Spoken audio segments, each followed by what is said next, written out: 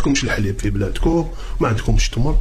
قال حنا تمر الجزائر بلا تمر اجود انواع التمر دقلة نور في العالم.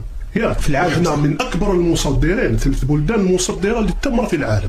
يا اخي كانوا يديروا لنا في شائعات، عندكم اشاعات في التمر والتمر تاعكم فيه الدواء وانتم مشتاقين للحليب طوابير وكذا. كيفاش انت تحب ومن بعد المنتخب الوطني كي ينزل يروح ناكلش عند خاين؟ انا ما نشربش، ما نشرب، ما ناكل. انا الحمد لله الاتحاديه الجزائريه وفرت كل شيء، حتى الطباخ ودات كل شيء، دات كلش، الطباخ القهواجي كاع اللي يرفد لي فاليز دات كلش مليحه هدايا. حنا الحمد لله، حنا الجزائر بلاد الخير، يا بلاد الخير والحمد لله. ما كاش بلاد ما فيهاش نقايص، وكل البلدان فيها، وكل الولايات المتحده الامريكيه فيها.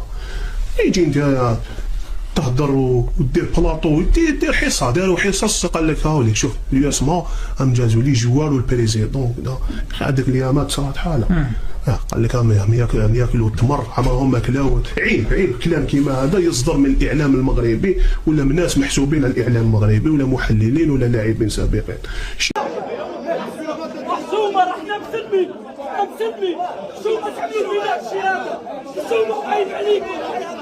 اليوم احنا مصورين تعملوا فينا الشيء هذا، عيب عليكم ولا عيب عليكم. هذا لازم ما يتقاش. هذا حنا كيما يقولوا كرم ضيافه، هبط خويا عطيتني الحليب كذا. حنا الجزائريين ماهوش مشتاقين، حنا الحمد لله عندنا اكتفاء ذاتي في الغذاء. بيرو طويلة إلى شوارع مدن عديدة لتصطف جموع المواطنين يوميا أمام المحلات لساعات طويلة في انتظار وصول شاحنة الحليب من أجل الظفر بكيس أو كيسين. الشعب هذا عنده الكرامة نتاعو وعنده الشخصية نتاعو.